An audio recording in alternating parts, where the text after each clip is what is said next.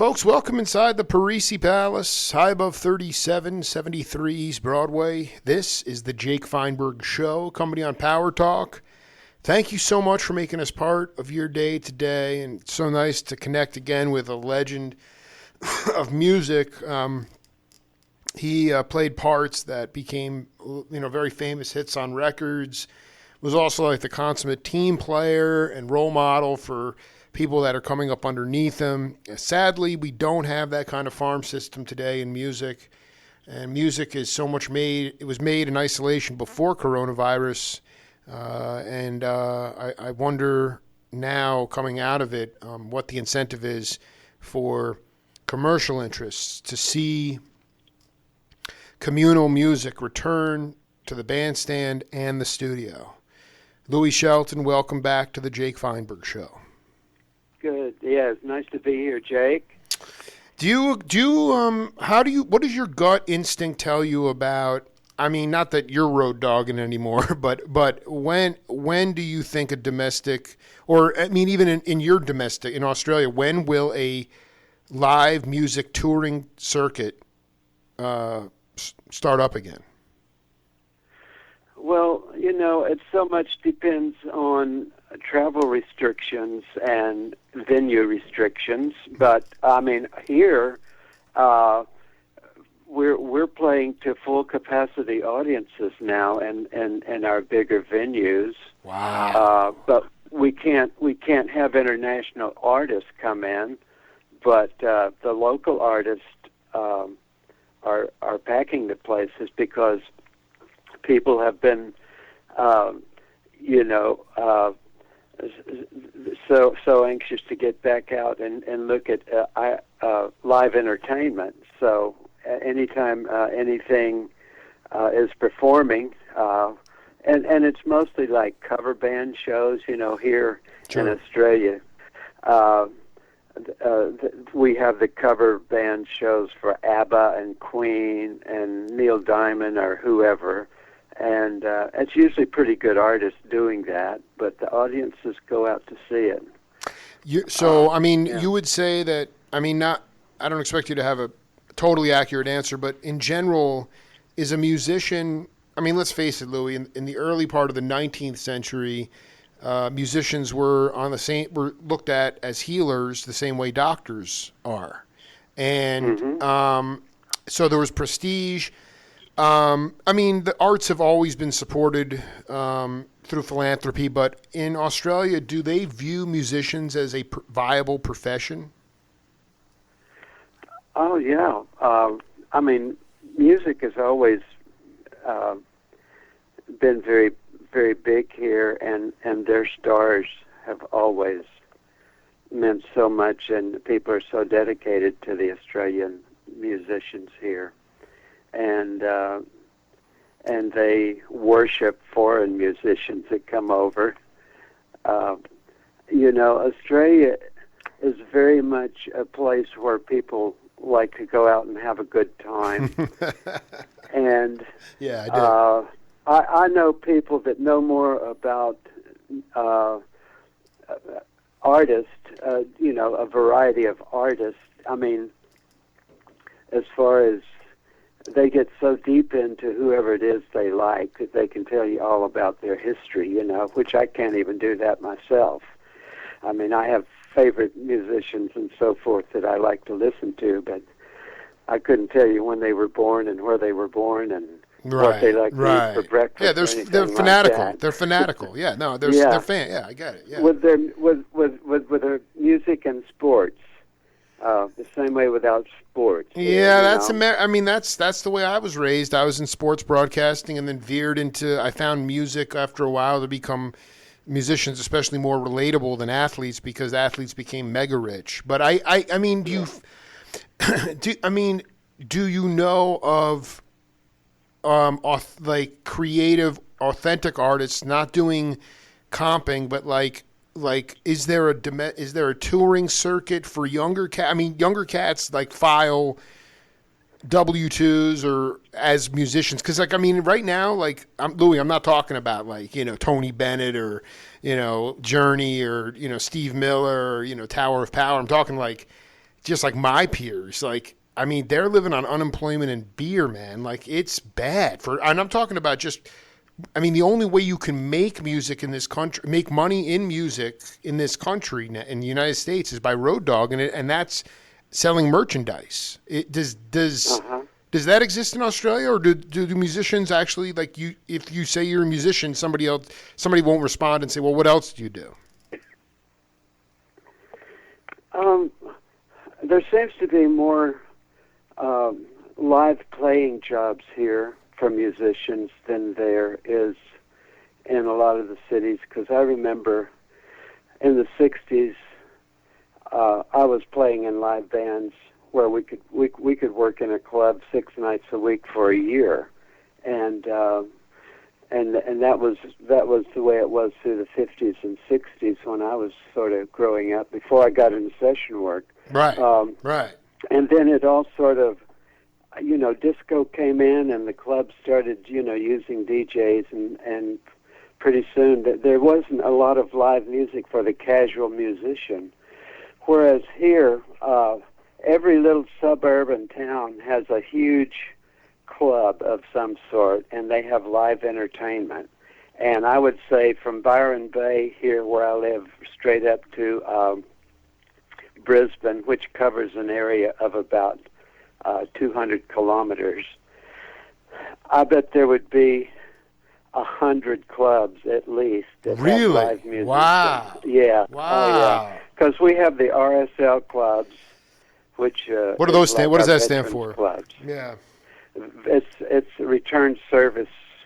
Right. So it's like it's like it's like veterans clubs. VFWs. Totally. Yeah. Totally. It's an excuse to have a big club with a big bar and a big restaurant. And, fried fish. Yeah, no, totally, man.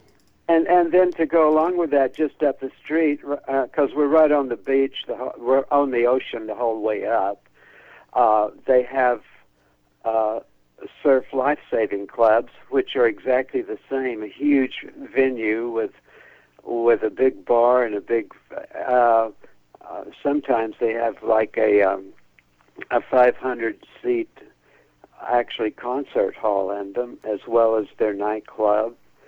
And people go out here every day. They go to these places every day. There's so much social life here.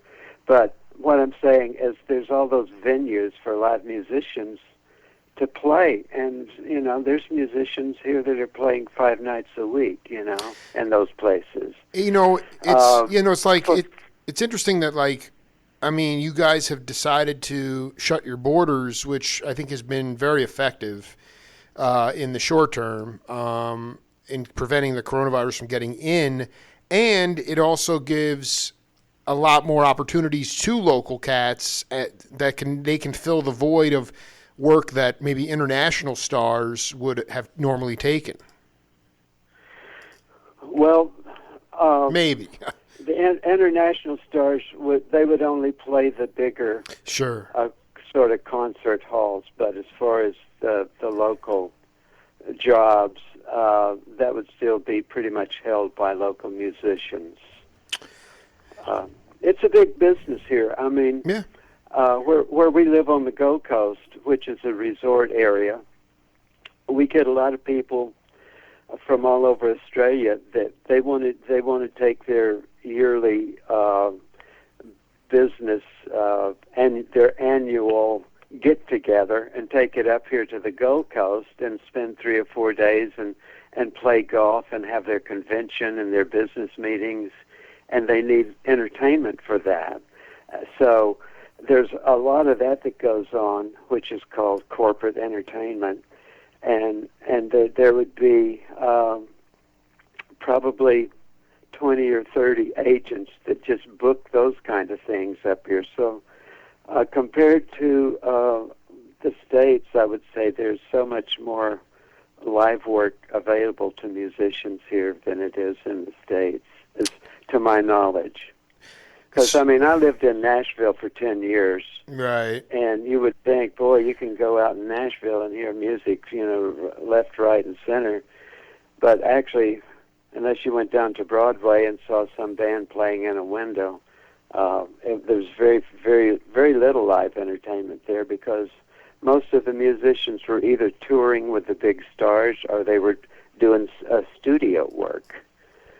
But well, I think, I mean, in the, I mean, it's so good to hear your voice, man. You're putting me into a trance again. But it's like, I mean, Louie, like, it's pretty, like, simple. Like, one thing I like about you're just like a straight ahead cat. I mean, think about it. There was the A teams and the B teams and the C teams. I don't know if there were D teams. I'm talking about studio when you were really cooking the groove, Yeah. And now if there's basically an A team in every city.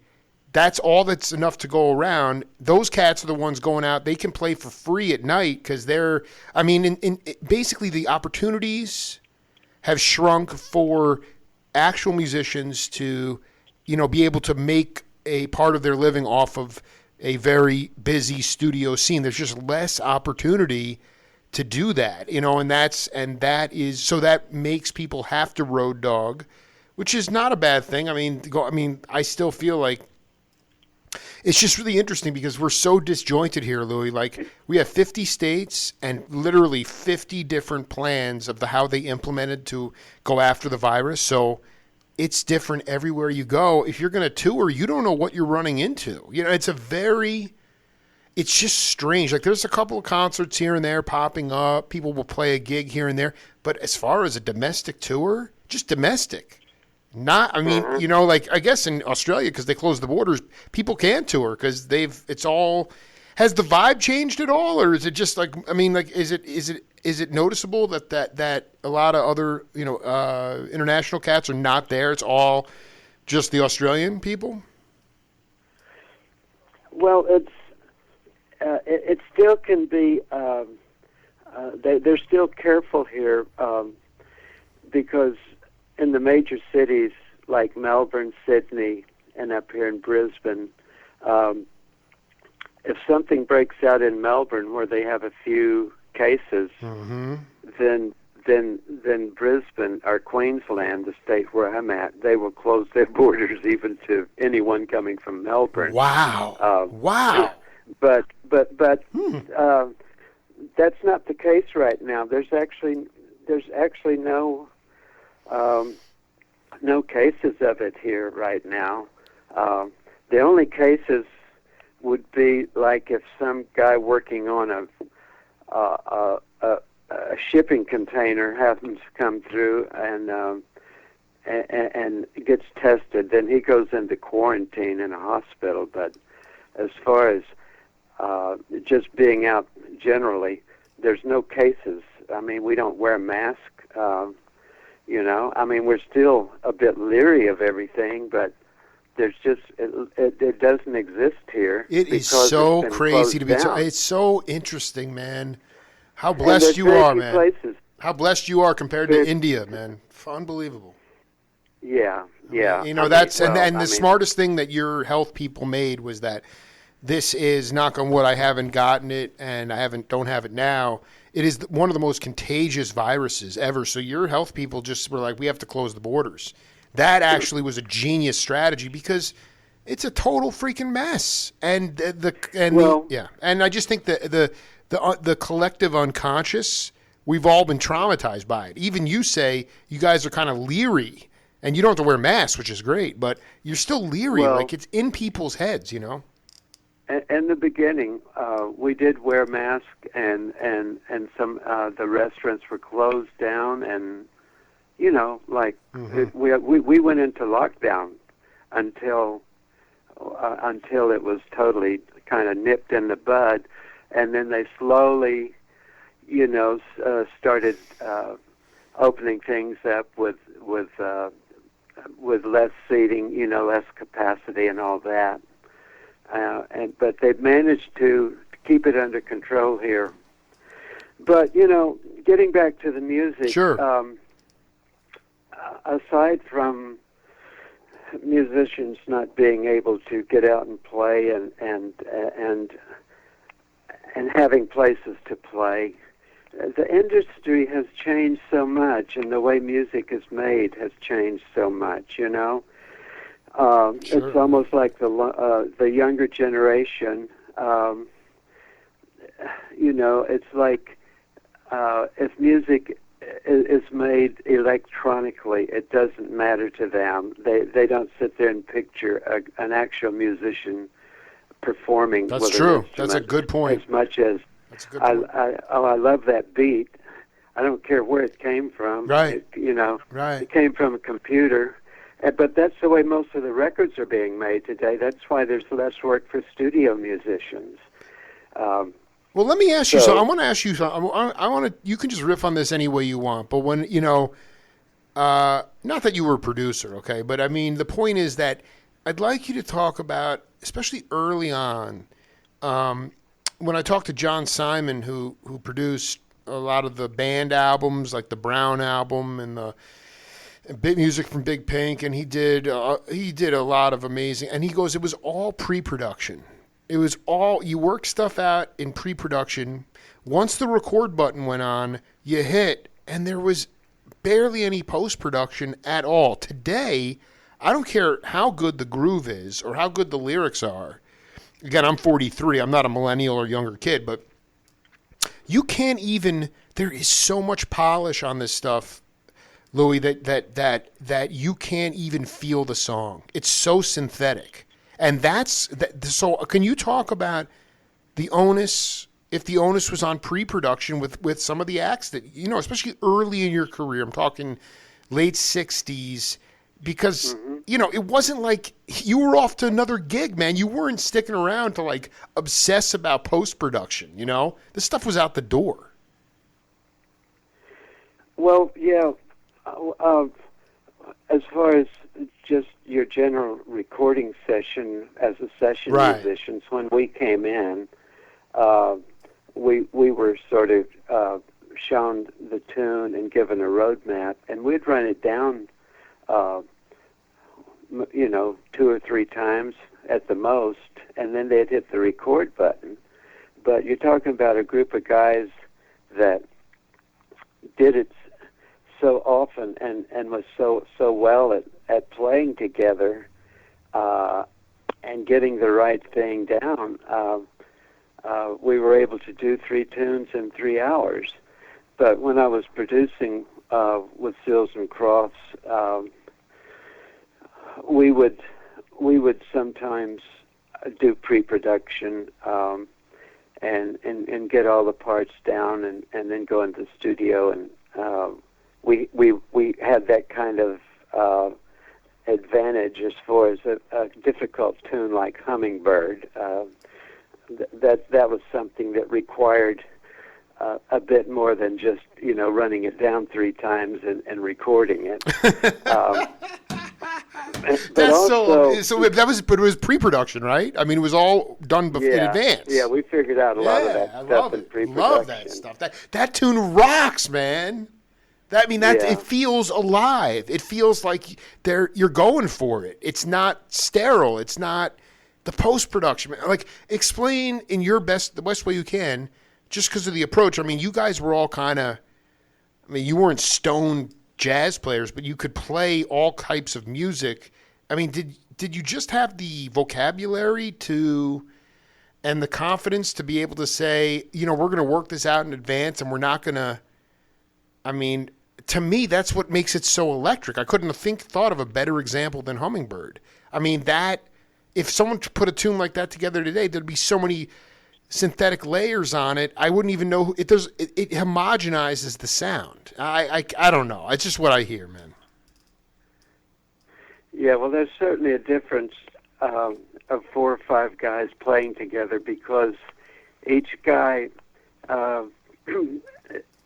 plays, he's influenced by what the other guy's doing. We're all listening to each other, and it's this homogeneous thing that comes together. Whereas when you're layering stuff individually, it's manipulated in so many ways. It's auto-tuned, and it's locked into a grid where everything hits at the same time. Whereas if it's 5 guys playing together, yeah, it's tight and all like that, but there's something organic about it. Yes. That is lost in the electronic kind of music production. It's a feel thing, you know. Well, I think you made the good. Yeah. Can you talk about how you and Seals and Crofts would you play instruments to get the? How would you like that hummingbird arrangement? I mean, there's so many different harmonies on that. How did you work that out in pre-production? We worked out basically what each instrument would play. The bass, you know, what bass notes would be played under this particular chord. What the mandolin would be doing, what the guitar would be doing. So we it's almost like an arranger would sit down and write out what all the different instruments were supposed to do, except we were doing it in real time with real instruments and figuring out what worked in this bar and the next bar and what kind of beat it should have and all those little details that's just what pre-production is for. I mean, it's just we used to do that with Neil Diamond, except he had the luxury of booking us for 2 weeks, me and the rhythm section. That is great, and, man. Holy yeah, we would go into the studio and we would work his tunes out like that in the studio. We would figure out what we were doing, so and cool. Most of the time the song was only half written, and we'd finish it in the studio. But like I say, he had the luxury of booking us for 2 weeks, and we'd do all that stuff in the studio. But most of the recording artists were expected to, they had a budget, so they had to get 3 tunes out in 3 hours. And I think that's why there was such a small clique of session musicians, because the producers had to have guys that they knew could deliver what they needed in such a small amount of time on budget. Right. You know. Right. You couldn't have some guy in there making a mistake and saying, "Oh, can we do that again because I hit the wrong note," or something like that. Yeah. I mean, Louie, we're talking to an absolute legend here. One of the really like the first generation rock guitar player in the Wrecking Crew. People like Tedesco could play rock, but they didn't understand it or really care for it. Louie, we got a game on this program called Name That Voice. I'm going to put this in for you right now, and we'll come back. Okay. Just so happens this is in the late 60s, actually, when I first heard of it. Well, actually, maybe it was because of, I knew that it had been around. I just didn't think that I wanted to use any effects. But I heard Jimi Hendrix use it, and a few other people during the mid to late 60s. And I tried it, is what happened. And I liked it because I could bend some notes, and it created some other sonically it did some different things. So I started playing around with it, and I even used it on some Ray Charles especially. In fact, I do a quick story. Sure. Ray wanted to. He didn't know what it was. This was, like I said, early. So I forget the name of the album, but I played it on one of his albums, and he wanted to take it apart. So he took the back of the wah-wah pedal off, unscrewed it, and he wanted to play it. Oh. While I played the guitar, he wanted to work the pedal. So we did that. I don't know what recording that was, but I know that it was with the tape. Oh, my. Wait. You want to take a guess at who that is, Louie? Not Wah-Wah Watson. In the close, that was David T. Walker. Oh, it was? Yeah, David T. God. And so he was talking about how he got hip to the wah pedal through Jimi Hendrix, and then he said that Ray Charles wanted to take it apart. He took it apart. He took it apart with his hands, and then he wanted to play it and modulate it while David T. played the guitar. And I'll be darned. who were the cats that you thought used those effects? In a in a savvy way that you got off on? I thought Eric Clapton used the wah-wah pedal really good on the Cream records. Yeah. Was that kind of course, like forerunner? It was you had not heard any like that British influence was very real. That was not something that was that was done in the States, right? I mean, that was talk about that. Well, yes, he and Jimi Hendrix and Led Zeppelin. Well, of course, Jeff Beck. Yeah, I mean those guys were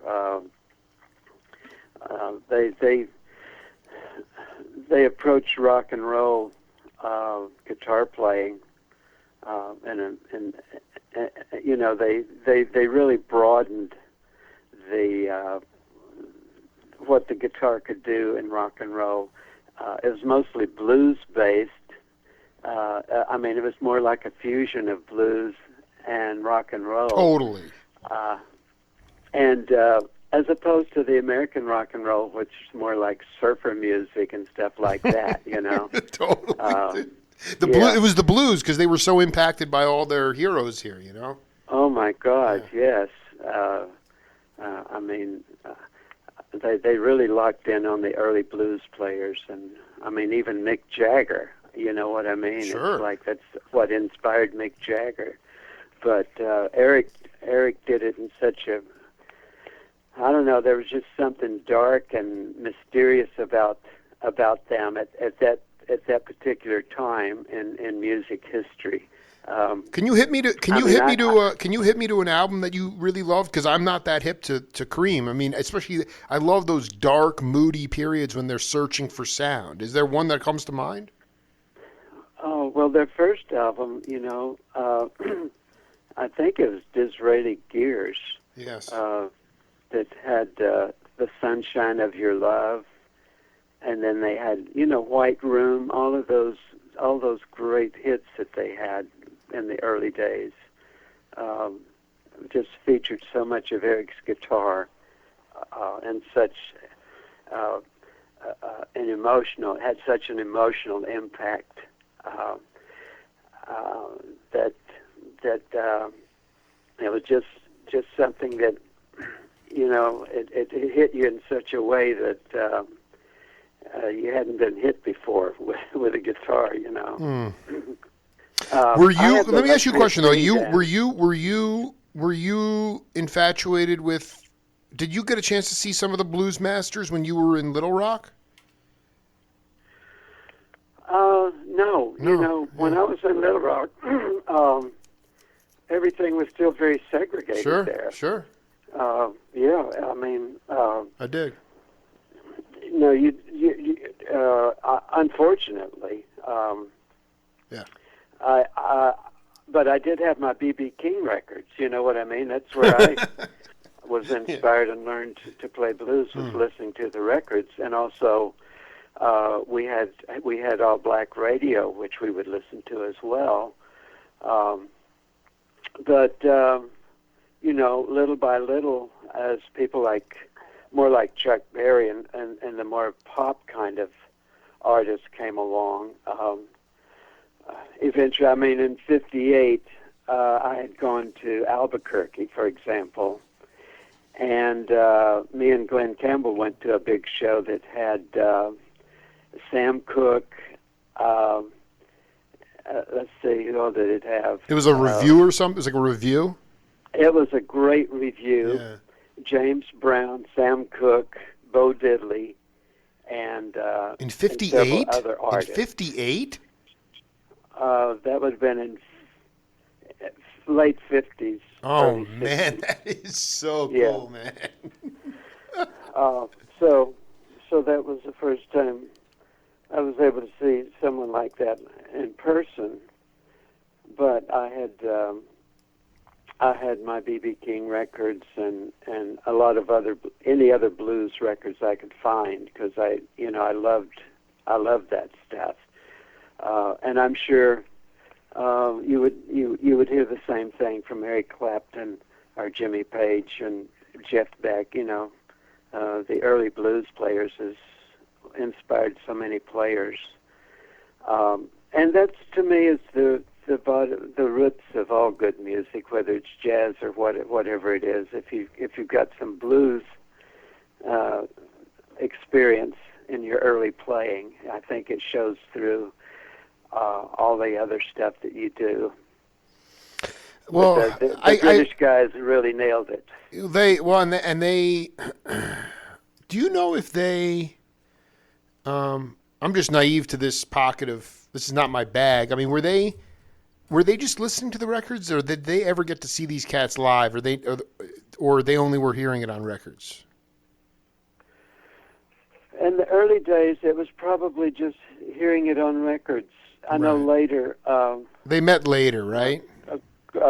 Later, like the Rolling Stones came over and went to some of the blues clubs and hung out with some of the great players. But in the very early days when they were growing up, I would guess that they only were able to listen to the records. Louie, I want to ask. I don't know how much. Yeah, I mean, can you talk as best you can about how a blues-based background can stretch out? Like, how did it affect the studio music? Because you're right. I mean, American electric guitar was surf music. But then when the blues fanatics like yourself got into the studio, the music did change. I mean, how did the blues-inflected guitar playing stretch out more surf rock kind of music? It's just a slightly different way of phrasing and bending the notes, and it's something that comes more from the heart, really. Right. I mean, a good blues player, it's not a technical thing, it's an emotional thing, and I think it really comes from the heart of the player, so that the notes are not like hit straight on the note, but you're slurred into it a little bit, and they're just the right phrasing and touch and all of that. It's an emotional thing, I believe. And you only get that if you really love that kind of music and it becomes a part of your soul, So without that, music just has a starkness to it that it just doesn't quite. It's a totally different thing. Is what I'm trying to say. I mean, when you listen to the surf music, it's this tinny kind of thin guitar stuff, and and it appeals to a lot of people, but it's totally different than a blues-based kind of guitar playing. Were you able to, with certain artists, like, because like you said, the notes aren't always perfect, they're not tinny, they can slur.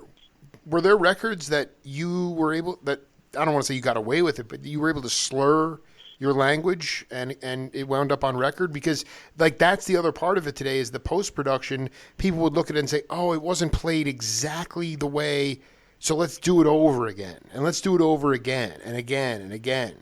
As opposed to just leaving that, because that's the slur of the blues. Well, a good example of that for me would be the Diamond Girls solo.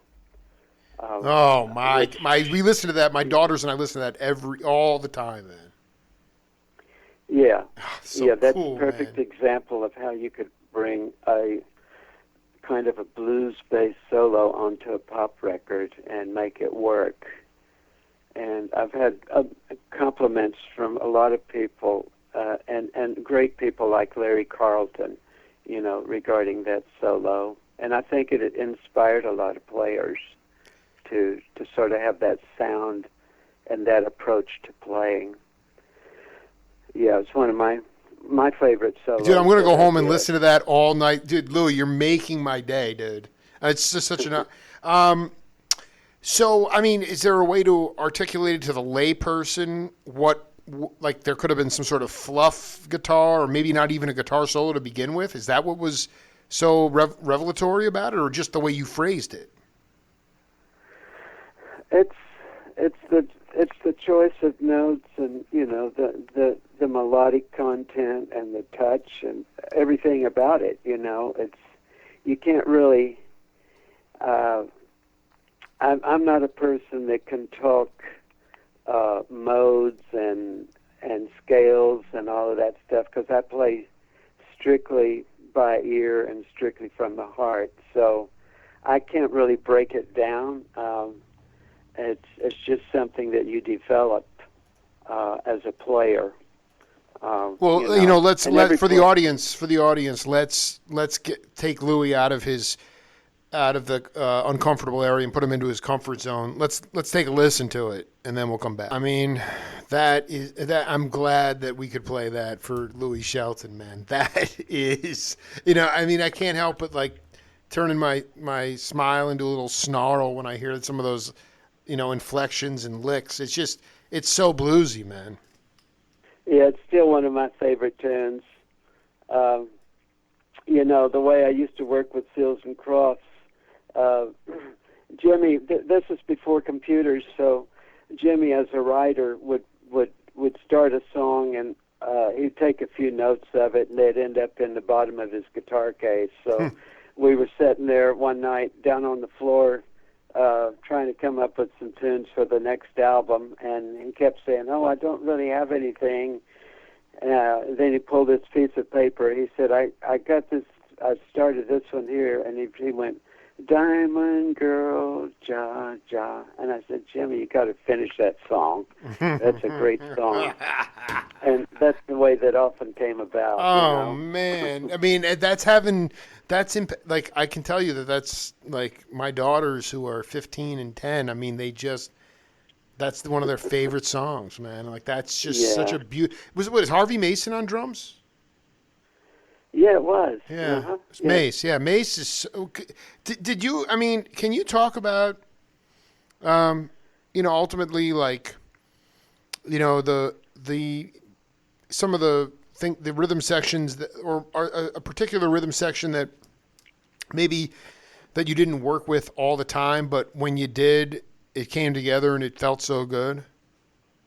Well, that was a perfect example, because with that particular group of musicians, we had never worked with that particular group of musicians, and never did again, because that was Harvey Mason on drums, Wilton Felder on bass, and David Paich on piano. Wow. And it was way before Toto.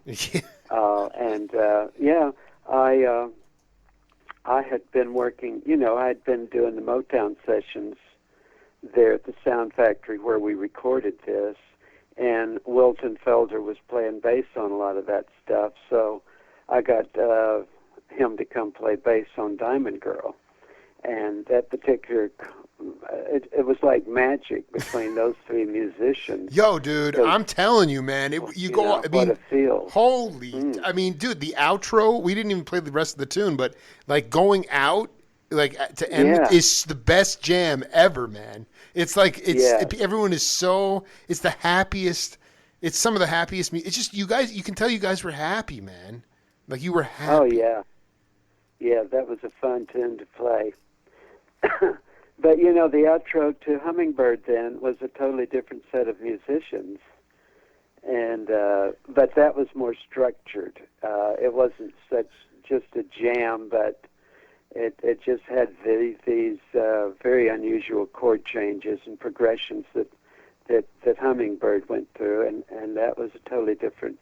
I believe that was Harvey Brooks on bass and Jim Gordon on drums.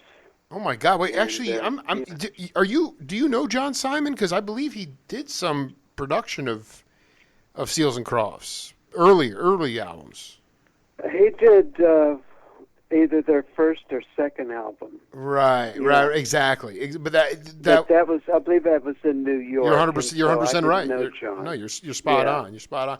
No, I mean, was like that's the other thing. Like, these are like little things that people would not factor in, but, like, whose decision was it to bring in? I mean, again, I realize Wilton was doing a lot of the sessions, but in today's musical paradigm, people like Seals and Crofts would say, no, we want guys that we know. It was more sort of whimsical or serendipitous because, I mean, that was more the record company just making a studio call. I mean, the idea of bringing in people that you never played with, and yet the No, it was always my decision because I had been doing sessions for quite a while, and I was familiar with all these different musicians, so I was the one that suggested certain players for certain tunes.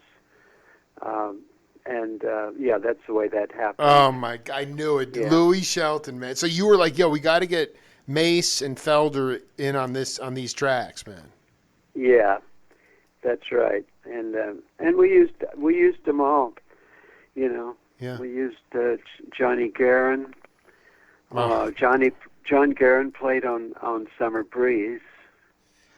He did. Jim Gordon played on Hummingbird. Yeah, that's Harvey do you know how frustrating it Mason. is? It's like when they put out the compilation Seals and Crofts, the one with the two of them on the beach, and they list like all the guitar players, but they don't tell you what tracks you played on. So like you never know. Like the fact that you just told me that you played on Diamond Girl, like now that is going to mean so much more because there were several guitar players playing, wasn't there?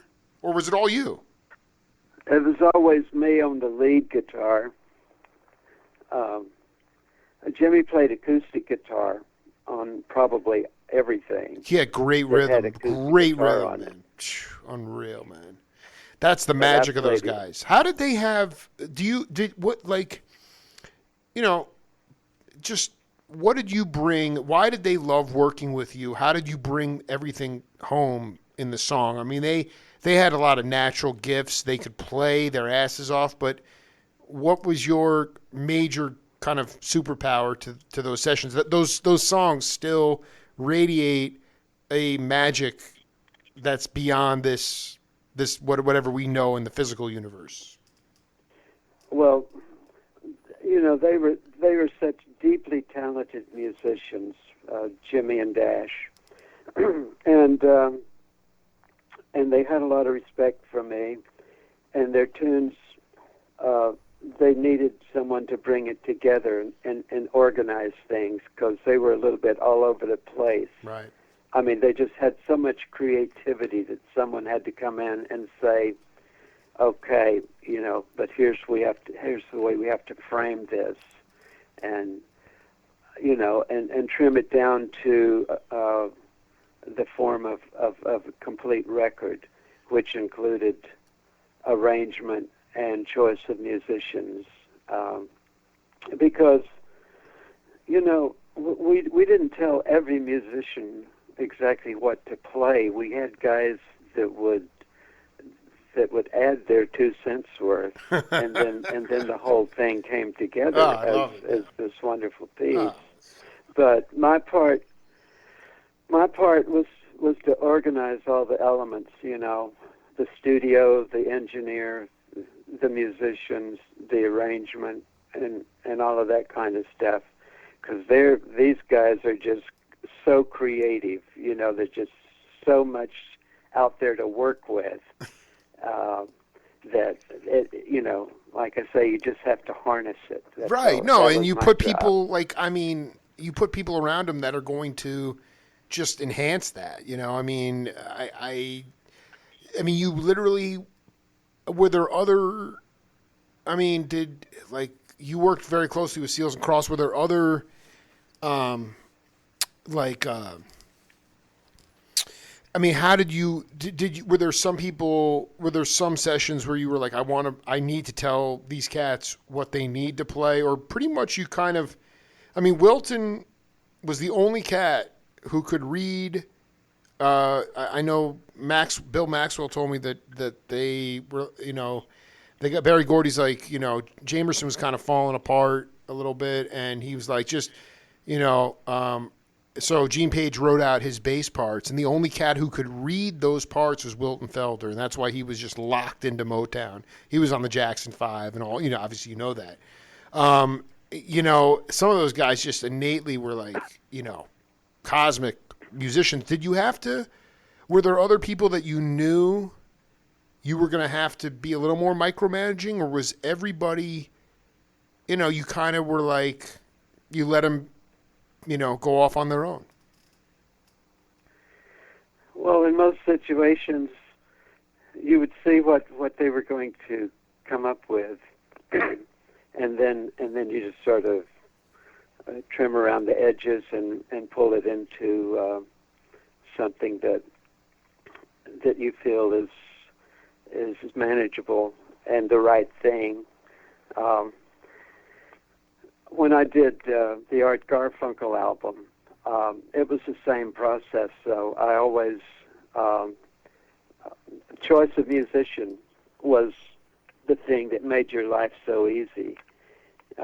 Because if you get guys that can have the same mental approach sort of that you do, as far as let's organize this and let's all get together and do the right thing and play the right notes and all of that, you don't have to tell each guy, other than, oh, well, maybe try eighth notes on the hi-hat instead of 16ths or something like that. Right. But getting back to Wilton, he had been the sax player in the Crusaders for all those years. So he was such a great reader that he was with Gene Page charge. Gene Page wrote for all the Motown. He was the arranger for most of the Motown stuff that I played on. And he would say that the difference between Wilton playing bass on a record and any of the other players is that Wilton's part always sounded like a master, and the other guys, compared to that, sounded like a demo. So Wilton was just such a good reader that Gene Page's written notes didn't bother him. He just chewed them up and spit them out. Chewed them up and spit them out. Yeah. All right, I want to read this to you, and then I want an honest answer. All right, here. I just interviewed Gadsden 2 days ago. He said, when the Jackson 5 cut Dancing Machine, I was just getting my reading together. Arthur Wright was the arranger on that date. I did that opening beat, and he mimics it with my kick drum, and everybody stopped. I thought I was gone because Motown was the cream of the crop for work in Los Angeles. When I first got there, if somebody couldn't cut their part, they'd call them out and pay them for half the session. I knew I was gone that day because I was out of line. Nobody said anything for about 5 minutes, and they said, hey, man, can you do that again? So he was thinking, did you have to kick cats out? Did you see that? Oh, no. Never. No, I never had any... It doesn't matter. It's just Gadsden was scared to death because he did something creative, turned into a massive hit, but he thought he was going to get kicked out. Yeah. No, I should have because when I did the guitar on the Monkees' Valerie, I started that out as a joke, and that fast guitar part, because the chord changes I was hearing reminded me of a flamenco song. So I started playing this crazy fast notes on the guitar, and then after we did that, I said, "Oh no, I was just kidding," and they said, "No, play that. That sounds great. Play that." So it ended up going on the record, but that was more of a positive thing. Yeah, absolutely. No, I just wonder if what was the most, interpersonally, did you have a hard time if guys were on junk, you just wouldn't hire them again? What was the hardest part about? I mean, that's a lot of responsibility. You just riffed off about what you had to do in the studio. What was the hardest part of all that?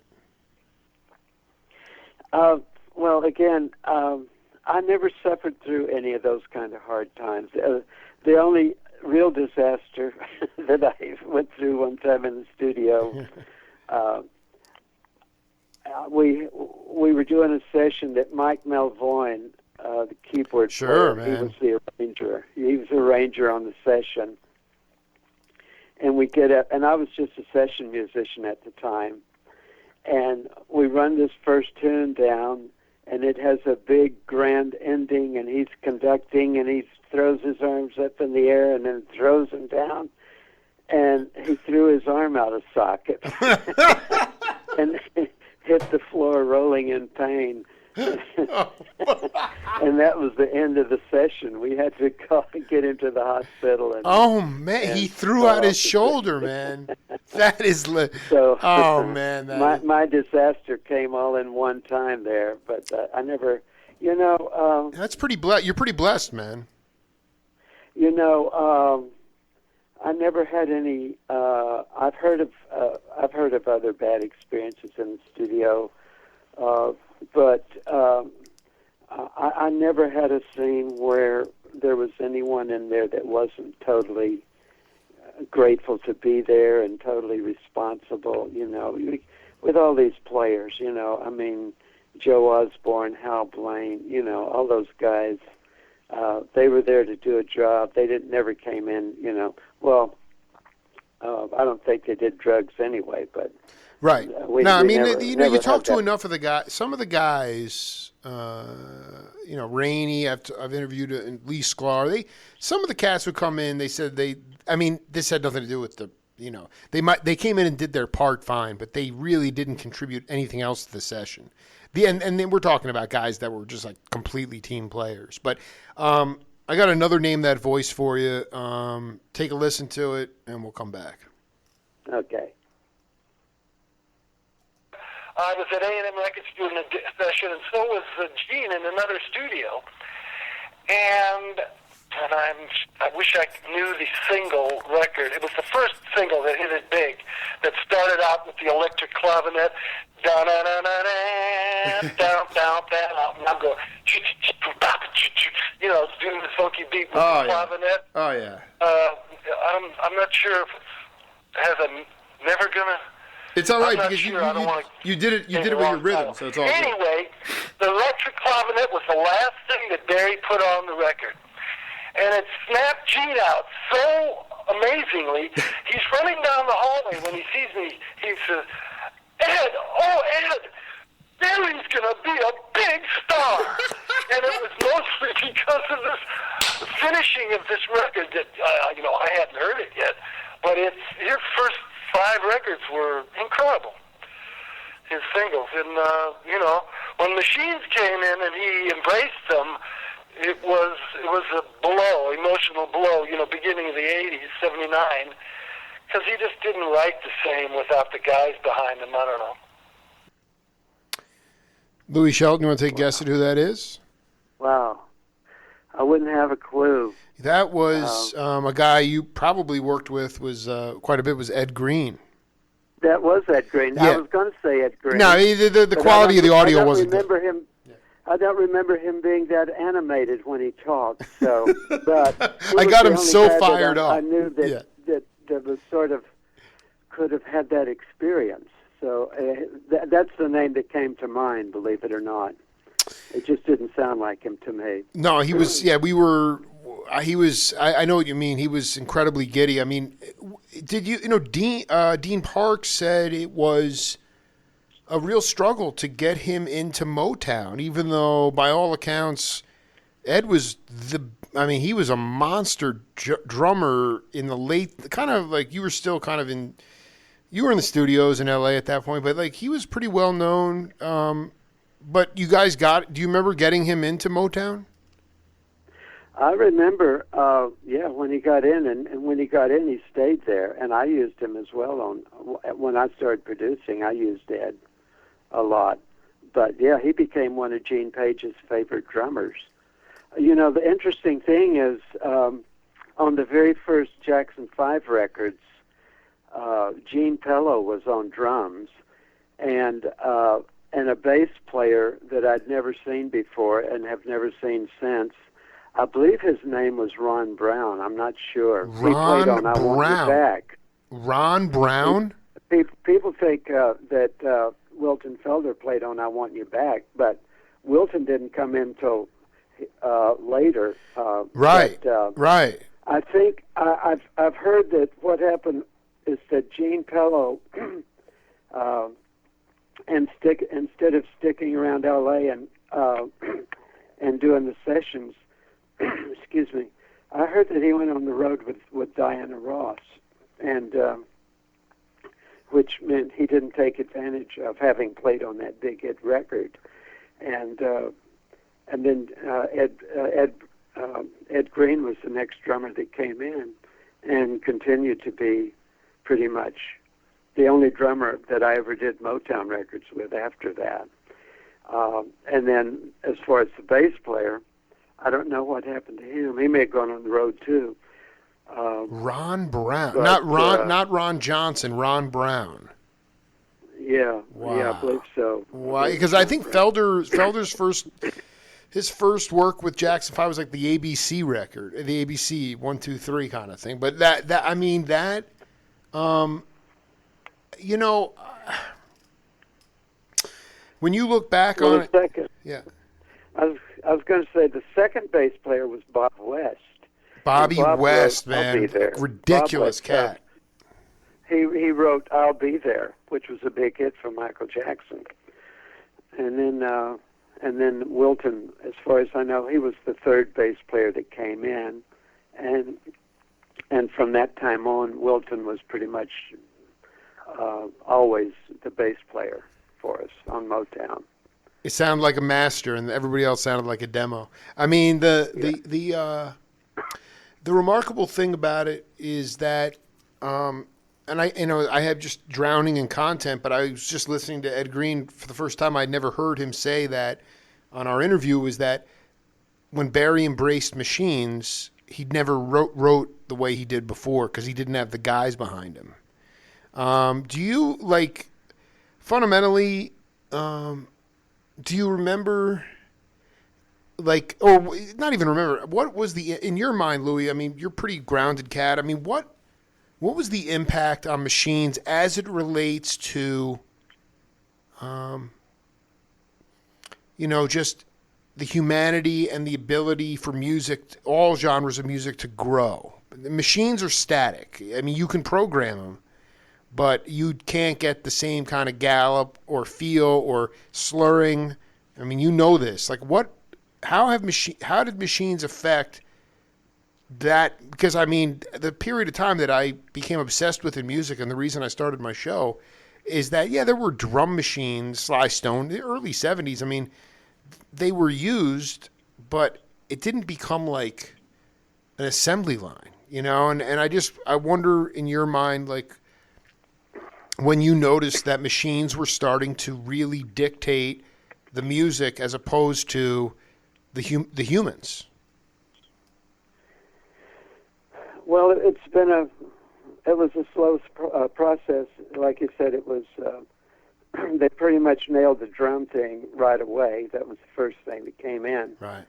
And then you could get a keyboard that had everything in it: the strings, the percussion, the horns, and the drums, and it became a one-man band as far as putting it into the hands of a producer that could write a song and do all of the instruments there on a keyboard. I remember thinking, well, yeah, they've nailed most of it, but they can't duplicate a guitar, and they have come pretty close to it, but they even the guys that like I say will put a record together with just the computer and the keyboard. A lot of times they still have have someone like Michael Thompson or Dean Parks come in and do a real guitar part. Right. And that makes it all of a sudden become more organic and real.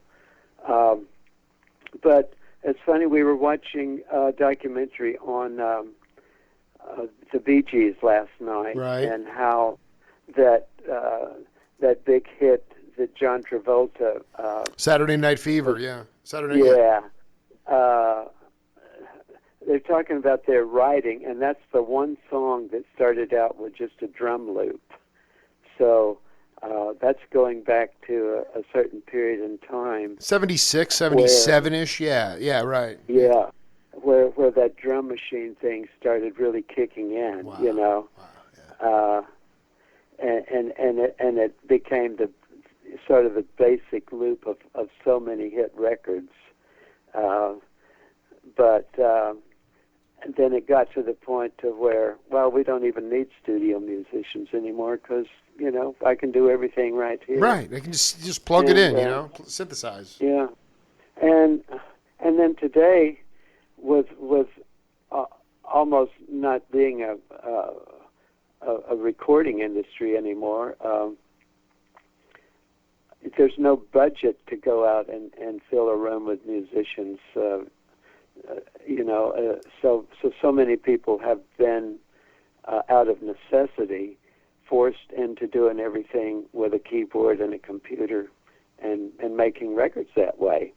And it's perfectly fine to most of the, I mean, if all of the millions of fans that buy a Katy Perry record, you know, it wouldn't even dawn onto them that was made electronically with computer and, you know, and a non-human involvement in the music. It's just a keyboard and drums and all of that stuff. I mean, it's put together great. I mean, I don't. Yeah, but I mean, I know what you're saying. Yeah, stuff. the question is why can't I'm not knocking him. No. But I mean, I think that speaks to if people start to believe that lack of authenticity, meaning mechanized music, is good music, that's a very dangerous thing, actually, for a culture and society. That's just sort of going deep into the sociological part of it, but there's a big difference if you can't even detect it. If that's all you have been used to is inauthentic, mechanized music, then, you know, look where we are, you know? I mean, I'm not surprised. I mean, the music, I remember talking to a Congo player who used to play with Art Blakey, and he just said, in the hardest times, the music was always there. And it's just not, it doesn't dictate our culture the way it once did. I mean, it was an electrifying thing, and I think after a while you guys got into such a flow that it was a job and you enjoyed it, but I mean, looking back, it just seems like an absolute dream to have a budget, to have a record company that would put you on tour, that would write off, not necessarily you per se, but I mean like Little Feat, let's just say. I mean, they'd make so much in their records that they could go on a 40-city tour and write it off as a loss and it wouldn't mean anything. And now musicians have to do their own PR, make sure the cats show up at the venue, get paid dirt money, and hopefully make enough on the merch table so that they can go feed their families. You know, it's really interesting, man. It's really changed a lot. Yeah. And there's still a lot of people of my generation that still love to go out and hear and see real music. Absolutely. The Eagles or something like that. And also some of the younger generation, there's a percentage of them that love that. They love to go back and listen to the Beatles and go out and buy the old phonograph records and get a little record player and listen to music the way we used to listen to it. There's a big market now. Oh, I mean, I'm going home to listen to Diamond Girl on vinyl. You know, I mean, come on, are you kidding me? No, you know, I wanted to add 2 questions before we wrap set 2 here, Louie. If somebody came to you and said, what's a good starting point for me to go back? Where should I start as it relates to modern jazz? Did you get hip to Birth of the Cool stuff that Miles was doing with Gil Evans at all? I I wasn't into the real hardcore jazz. Yeah. And I mean, I loved Cannonball Adderley and Duke Ellington. I had those albums. I had Miles Davis albums. Of course, Dave Brubeck. I loved his stuff. But most of my jazz was jazz guitar players that I would listen to. The Barney Kessel, the Johnny Smith, those kind of guys. Can you talk about the first time that you actually met Barney Kessel in person? It was actually at a club in Hollywood. Wow. At the Shelley's Manhole. Oh, No are you longer kidding me? So you had been listening to his records, though, back in Arkansas, right? Oh yeah. That was the first jazz record I got. Oh, my God. It was Barney Kessel's record. And so yeah, I get out to L.A., and I see he's playing down at Shelley's Manhole. It was just him and a upright bass player. And I was probably sitting like not more than 3 feet in front of the little stage there. And so this bass player was playing an upright bass, and they played this tune, and the bass player was playing way up on the fretboard, really these high notes and really just, thumping it up in there. Yeah. They finished the tune, and Barney says, I heard him say to the bass player, "What me and you need is a bass player." That was one of the funniest Oh my things. God! I love dude. Barney had. I remember talking to a drummer in San Jose, Ron E. Beck, and Barney used to just go to different cities and then pick up the hot rhythm sections. And he picked up Ron E. Beck, his great drummer, and he, at one point in the session, he was cooking, and he turns around and he just looks at Ron. He's like, "Don't feed me so much. Don't feed me so much. Like, don't give me so much. Don't too much language. Yeah. And I love that kind of stuff. Like, what we need is a bass player because you're playing so free right now. Like, there's nobody to lock the groove. I love that line. This is just for the sort of dawned on me the other day. I was talking to a jazz guitar player in Jersey, Jimmy Bruno, and he said that was Les Paul the first dude to play electric guitar? I think Charlie Christian was, as far as my Now explain that to me. I'm this is not my bag. I apologize. It's just like Les Paul. He was a genius, but you're talking Charlie Christian in what era plugged in? Well, now I'm not a historian, and I really no, but you're a fanatic and you're a musician. Dates and details. Yeah. But I believe Charlie Christian was before Les Paul. But like I say, I'd rather not even try to give some information on that because I don't really know. I did. I know that Les Paul developed, the solid body electric guitar, as far as I know, and came up with so much ingenious kind of things to do with recording and the guitar. But as far as the real pinpointing who had the first electric guitar, I couldn't say, but I know as far as a popular guitar player, I think Charlie Christian was before Les Paul. I could be wrong. No, I think that's pretty spot on. Let me ask you. I mean, how? The question is who gave him the electric guitar? That's what. Yeah, that's what I would like that's to the find out. right. That's the whole. That's it, man. Who gave him the guitar, man? I'll have to do some research on that. Yeah, no, please, dude. Louie Shelton, man. Thank you for making my. I mean, I'm leaving here with a smile on my face, man. Well, let's do part 3 as soon as possible, man. Let's do another installment. Okay. All right.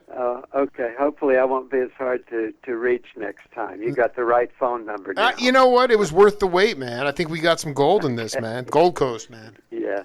Yes. Good. I always enjoy it. Thank you, Louie. Talking about the old times, the good old days. But let me be clear though, Louie, and I want you to keep this put a feather in your cap. You know, for you it is. For you it is absolutely the good old days.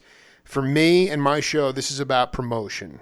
This is about the promotion of how real music is made, not what's being made at the pop level days. So like, you have to realize like this stuff will take off long after we've left this planet, and if it leads to a rebirth and growth in musical vocabulary by human beings, then we've done our job, man. Hmm. I think there's plenty of people that have the desire to have that happen, so I think real music will always be around. You know, I'm one of these guys that's on YouTube every night discovering new young players, and it's just phenomenal, the talent that's out there, man. I mean, it is unbelievable. I don't know, and you know what? I know that to be true. I just hope that society looks at the investment in musicians as healers and equate them with the same respect as people that get paid incredibly well in this society. Because coming out of the pandemic, music is going to help heal people, and people need to. It needs to be viewed as it once was, as a viable profession, and that's all I do. That's why. It's a different world that we live in now. You're darn right. Because of so many things, because of the pandemic and other things, we're all sort of being connected through the internet, and musicians are finding out ways to make a living for them. You're right. You know? You are but I mean that you're and let me be clear. Technology is amazing, because right now, from the studio on Skype using my calling card, I'm talking to Louie Shelton and doing an interview that now will be heard by hundreds of people. I mean, it's just that we are all fully interconnected, Louie, and I think the last thing I'll say is just that you guys, your generation, whether you knew it or not, were autodidacts. You learned by ear before you learned to read. So your ears were huge. And today, younger cats are learning to read before they can hear it, and their ears are locked. And there's just a homogenization of sound, and we have to break out of that. And maybe something like a pandemic, Mother Nature calls. I mean, you get back to the indigenous roots of it. You got to be able to hear the music, and you guys all were street scholars, and that's why you all had your own individual sounds, and you all played together in a room. So anyway, man, much love to you, Louie, and your family. Take it easy. Thank you. All right. And I look forward to doing the next one with you. Oh, yeah, we got set 3 coming, baby. Okay. All right, be cool.